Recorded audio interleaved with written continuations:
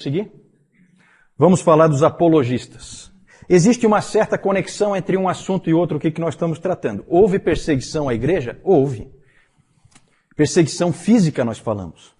Só que houve também perseguição intelectual. E é isso que nós vamos tratar agora. E aí surge a figura dos apologistas. O que é uma apologia? É uma defesa. Um apologista é um defensor da verdade. Esses apologistas, eles aparecem desde o início. Na verdade, o primeiro ataque intelectual à fé cristã veio com os judeus, foram os primeiros a atacarem o cristianismo. E lá no Novo Testamento nós já vemos como é que é a linha de defesa do cristianismo em relação aos judeus. Já no Novo Testamento a gente vê isso. Quem é que lembra? A linha é sempre a seguinte: o cristianismo é uma continuidade do judaísmo. Porque é a vinda do Messias prometido. Então sempre a igreja teve o Antigo Testamento como suas escrituras, porque não é nada mais nada menos do que uma continuidade.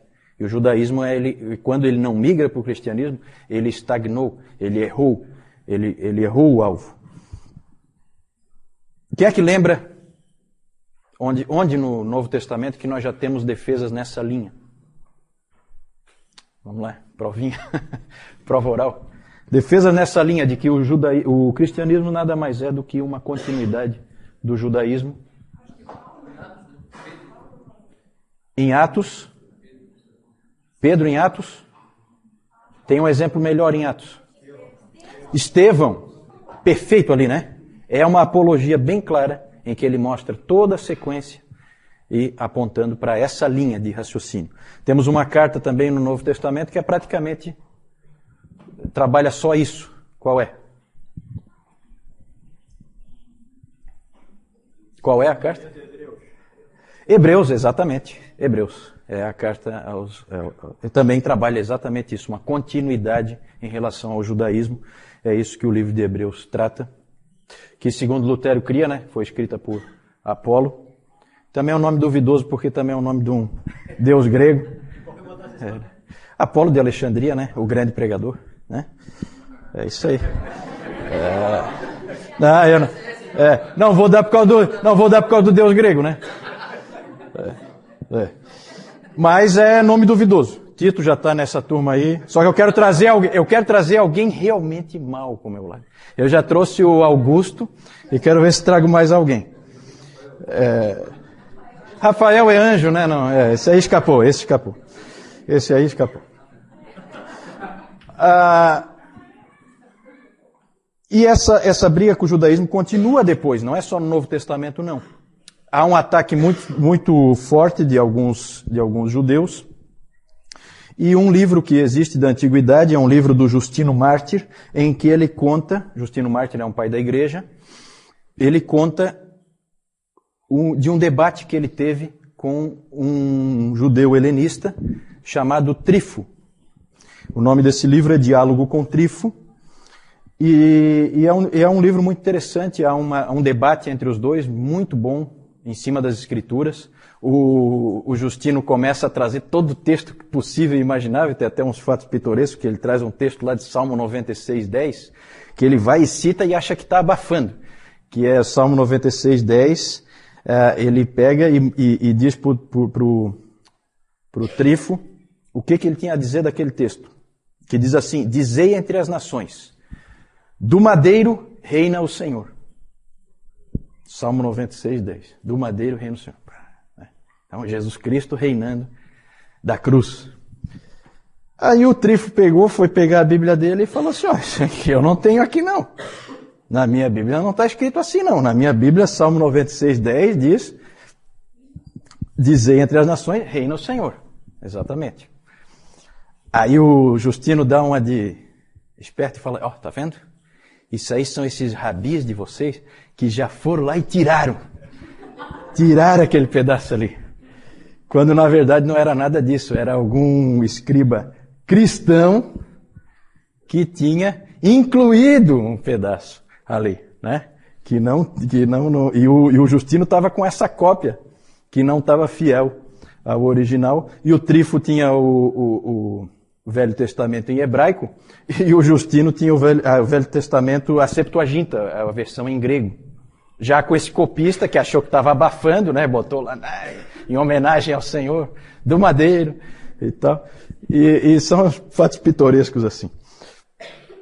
Esse debate durou 2 dias e ninguém conseguiu mudar a posição do outro, mas é impressionante nesse livro, eu nunca vi o livro, mas tem os testemunhos nesse sentido, de que houve um tratamento extremamente cortês entre eles, um tratamento em excelente nível, eles se tratam como amigos no final, é uma situação que não perdurou no futuro. Depois a relação cristãos e judeus passou a ser péssima, né?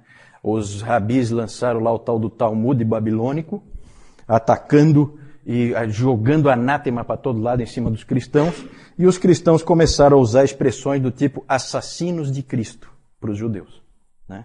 João Crisóstomo, um dos pais da igreja, foi um desses que utilizou esse nome e perpetuou esse nome aí. Quem são os judeus? São os assassinos de Cristo. Então a situação se deteriorou. Agora o judaísmo, houve então esse tipo de conflito aí com o judaísmo, mas o principal é com o paganismo. Pode passar ali. E aí nós temos várias obras da antiguidade aí, escritas por cristãos, para defender o cristianismo. Nós temos essa Epístola a Diogneto. É um material muito interessante, com uma boa visão da graça, porque uma coisa que é interessante dessa época aí da história da igreja é que ninguém entendeu a graça. Ninguém. Tinha que esperar chegar Agostinho para entender Paulo, porque ninguém tinha entendido Paulo. E essa epístola chega perto. E ela é muito bonita, ela usa a expressão de que os cristãos são a alma do mundo. Ela tem, assim, momentos bem interessantes. Esse Octávios de Minícius Félix é a história de um diálogo entre Octávios e Cecílius. Esse Octávios era cristão e ele, então, começou a discutir com esse Cecílius. E ele acaba convertendo os Cecílios. E é interessante que, já naquela época, quando você pega esse material, que é lá do 2º século, você já vê os mesmos ataques à fé cristã que existem hoje. É impressionante como é sempre as mesmas coisas que se diz. Não há, assim, novidade, né? É sempre a mesma coisa. Esses ataques que vinham de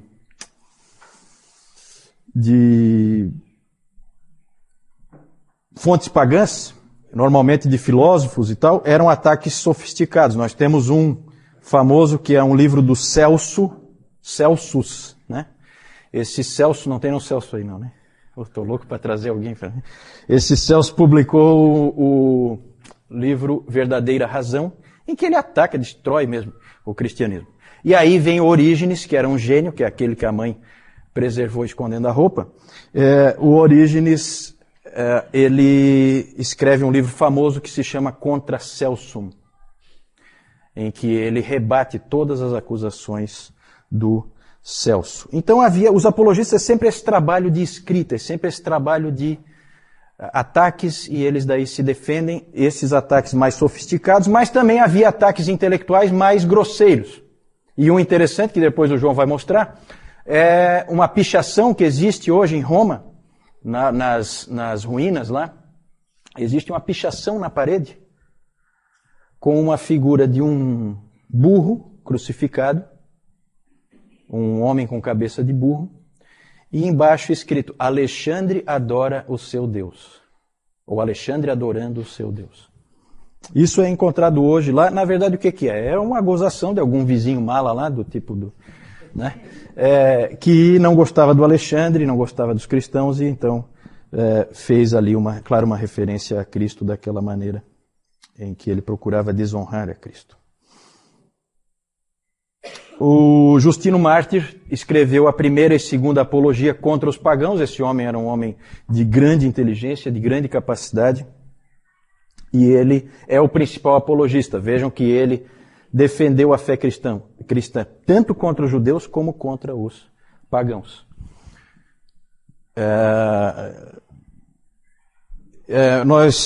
Na verdade, nós temos que agora parar para pensar um pouquinho porque a relação entre o judaísmo e o cristianismo é evidente, é simples de ver. Mas a relação entre o cristianismo e o paganismo é um pouquinho mais complicada. E aí havia um problema, havia uma dificuldade. Como tratar a cultura em que a igreja está inserida? Como ver a cultura? Como encarar? Devemos pegar o que se sabe, o que se conhece na cultura pagã e trazer para dentro da igreja, ou devemos nos afastar completamente? Isso foi um problema muito sério, uma dificuldade muito grande para a igreja saber como tratar isso. Daqui a pouco nós vamos ver em detalhes como que isso funciona. Na verdade, nós temos duas abordagens, duas formas de tratar a cultura nessa época dos apologistas. Pode passar isso. Cristianismo e cultura, duas abordagens. Uma é a abordagem de Clemente de Alexandria. Clemente, como um homem de Alexandria, evidentemente ele tinha em alta conta todo o conhecimento que já existia, conhecimento pagão, todos os escritos filosóficos, tudo para ele era de grande valor. E ele, então, ele enxergava assim, quando ele era perguntado se os cristãos deveriam repudiar todas essas coisas ou abraçá-las, o Clemente respondia: se alguém precisa de comida, deixe-o ordenhar a ovelha. Se precisa de roupa, deixe-o tosquiá-la. Da mesma forma, deixe-me usufruir da erudição grega. Ele achava que todos os filósofos pertenciam aos cristãos, que aquilo tudo era dos cristãos, e que aquilo tudo era para ser usufruído pela igreja, e não jogado fora. Essa era a postura do Clemente de Alexandria. Não é à toa que venha de Alexandria esse pensamento.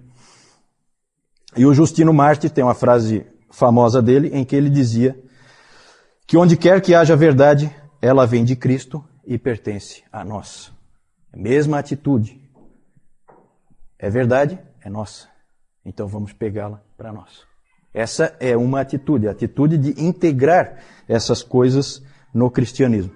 E a outra atitude, saindo de Alexandria, que é no norte da África, e indo mais para o ocidente, mais para o oeste, nós chegamos em Cartago, também no norte da África, e lá nós encontramos Tertuliano. E Tertuliano tem uma postura oposta. Ele acha que não deve haver nenhum vínculo entre a igreja, entre a fé cristã e a filosofia grega, o pensamento dos pagãos.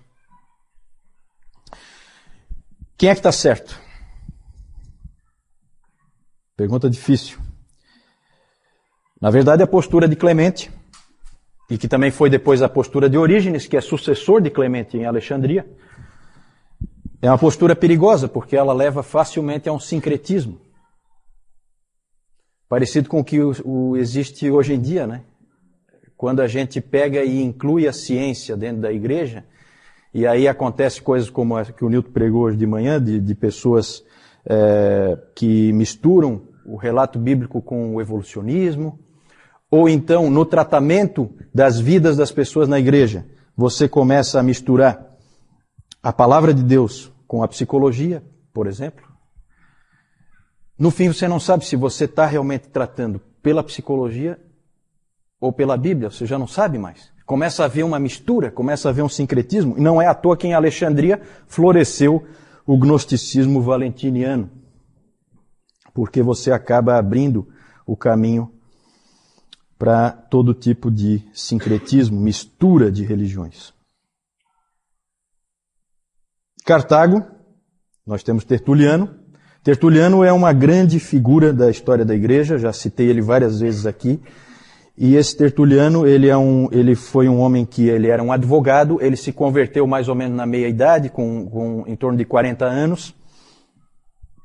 E ele era um homem muito enérgico, muito combativo, gostava de uma briga, e grande orador, grande pregador, extremamente dogmático, firme nas suas posições, e ele não gostou nada da atitude que Alexandria tinha em relação aos gregos. Ele disse, eu tenho aqui uma frase dele, deixa eu ver onde é que está. É uma famosa frase, que talvez vocês já tenham escutado. O Tertuliano tem várias frases famosas, em que ele pergunta o seguinte: o que tem Jerusalém com Atenas? Já ouviram essa frase? É dele. O que é que Atenas tem a ver com Jerusalém? O que é que tem a academia com a igreja? O que é que tem os hereges a ver com os cristãos? Essa era a posição dele. E o Tertuliano, na verdade, ele era um pouco exagerado. E nessa posição dele também tinha problema. Na primeira nós tínhamos esse problema do sincretismo. Começa a misturar tudo, no fim você já não tem mais um cristianismo puro. E no caso do Tertuliano, você tem um isolamento da igreja em relação à cultura. Ele se isola. E você começa a ter um cristianismo estranho. E o Tertuliano tinha umas frases que não ajudavam nada. O Celso criticava, o Celso que eu falei antes, um crítico dos cristãos, ele criticou no seu Verdadeira Razão, ele disse o seguinte, que os cristãos dizem, não faça perguntas, apenas creia. Isso para o Celso era inadmissível. E o Tertuliano, acho que ele ia um pouco nessa linha, porque olha só essa frase dele, que sempre deixou todo mundo estupefato. Ele dizia assim, eu creio porque é absurdo. O Filho de Deus morreu. Isso é crível porque é uma tolice. E ele foi morto e ressuscitou. Isso é certo, porque é impossível. Esse tipo de atitude não ajudava nada, porque, na verdade, pessoas como Celso achavam isso uma coisa irracional. E o cristianismo não é irracional. Então esse aí é um outro extremo que o Tertuliano foi, que também não foi muito legal. O Tassiano, que é outro pai da igreja, esse foi pior ainda, ele era mais radical ainda. E o monasticismo medieval, os monges medievais, não foram numa direção muito diferente, não. Eles foram mais ou menos nessa direção aí. Tem aquele livro, O Nome da Rosa, do Umberto Eco, que eu nunca me atrevi a ler, porque dizem que é terrível de ler, né? Porque ele escreve um monte de línguas diferentes, porque cada monge fala numa língua diferente.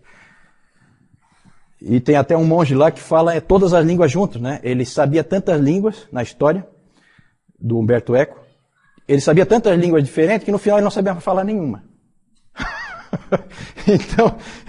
Então tem trechos lá em que esse monge fala que daí ninguém entende nada porque é misturado as várias línguas. Então é uma coisa esquisita. Mas nesse livro, o filme dá para assistir, né? O livro é complicado de ler. Mas ali tem a história gira em torno de um monge que queria dar um jeito de se livrar das obras de Aristóteles. Certo? Então é dentro dessa atitude aqui do Tertuliano. Certo? Ele queria se ver livre das obras do Aristóteles. O livro gira em torno desse tema. Né? Quem é que está certo? Quem está certo? Vejam bem, gente, aqui a gente tem que pensar assim, a igreja é uma só. Quando um cara lá em Alexandria fala uma coisa, me afeta aqui. Porque não existem várias igrejas, existe uma igreja única. É a igreja católica, que nós falamos antes. Essa época ainda é uma época em que a igreja é uma só. Então um se preocupa com o que o outro pensa. É diferente de hoje em dia em que todo mundo é meio independente e tal, a igreja é toda dividida. Não, nesse tempo não. Quem é que será que estava certo? Para que direção a igreja deve ir? Isso foi difícil. E não existe resposta fácil para isso. Na verdade, esse problema do cristianismo em relação à cultura sempre foi um problema. E é um problema hoje ainda. O quanto da cultura você aceita, o quanto não. Você pode assistir um filme de Hollywood? É errado um cristão fazer isso ou é certo? Um irmão vai dizer que é errado, outro irmão vai dizer que é certo. Um irmão diz que podemos usufruir disso, o outro vai dizer que não. O problema continua, gente. O problema continua. Pode passar? Existe uma classificação interessante do Richard Niebuhr, em que ele classifica assim a relação dos cristãos com a cultura. Isso a gente vê ao longo da história da igreja, vai aparecendo esse tipo de tensão. Existe a situação Cristo contra a cultura. Quem é que tem esse tipo de situação que nós já vimos aqui? Tertuliano. Cristo contra a cultura, bem típico. Cristo da cultura não é o Clemente, nem o Orígenes. Aí aparece uma outra pessoa que nós vamos ver um pouquinho mais para frente, que é o Eusébio. O Eusébio de Cesareia.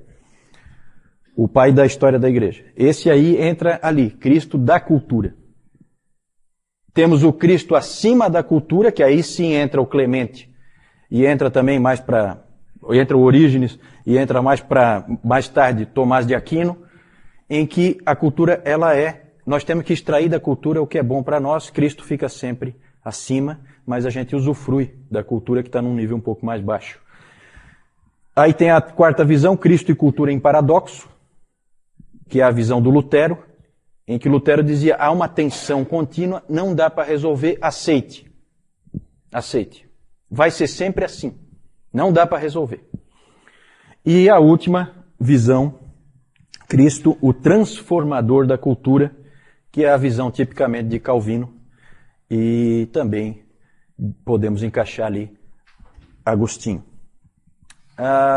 Nós vamos depois tratar dessas pessoas, a gente vai ver esse tipo de situação, mas sempre foi um problema, continua sendo. O livro do Niebuhr também não resolve o problema, ele só coloca o problema, não dá a solução. Acho que ninguém vai dar nunca a solução. Isso é sempre um problema na igreja, eu acho que sempre vai ser. Pode passar? João. Essa aqui é aquela pichação que foi colocada lá no muro ali daquele vizinho mala. Aqui, representando a cruz, aqui uma figura com a cabeça de um burro. E aqui, Alexandre adorando ali o burro. Então, quer dizer, se tem um adorando um burro, seria mais ou menos assim, um burro adorando outro burro, né? E aqui nós temos o Justino Mártir, figura dele. Próximo. Aqui nós temos o famoso farol de Alexandria, o porto de Alexandria também. Aqui o farol, onde já foi falado ali, inclusive da biblioteca lá de Alexandria. E aqui nós temos o Clemente de Alexandria, que também o Juliano falou ainda há pouco sobre ele. Alguma pergunta aí em relação aos apologistas?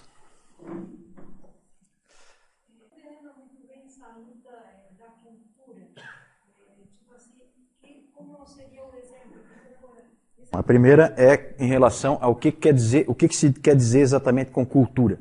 Cultura aí, no caso, é o que nós costumamos chamar de mundo, né? Na verdade, é toda a forma de ser, os valores, as ênfases, a maneira de viver das pessoas que são do mundo. As filosofias que elas seguem, como elas constroem o pensamento delas, a maneira delas aprenderem, as ênfases, tudo isso é a cultura. Nós devemos trazer isso para dentro da igreja ou não? Nós devemos ser semelhantes a eles ou nós devemos ser radicalmente diferentes deles? Sempre foi, né? É hoje, inclusive. Nós temos grupos de cristãos, desde o Amish, que não se mistura em nada com a cultura, até o totalmente mundano que sai no bloco de carnaval, sem problema nenhum. Certo? Então existem essas gradações aí. Numa igreja católica, isso seria um problema seríssimo. Uma igreja única. Hoje as igrejas são divididas, então um não se preocupa muito com o que o outro faz. Mas naquela época, afetava. Quem é que está certo? Para onde a igreja deve ir? Quem é que nós devemos ouvir? Devemos ouvir Tertuliano ou devemos ouvir Clemente? Né? É o problema.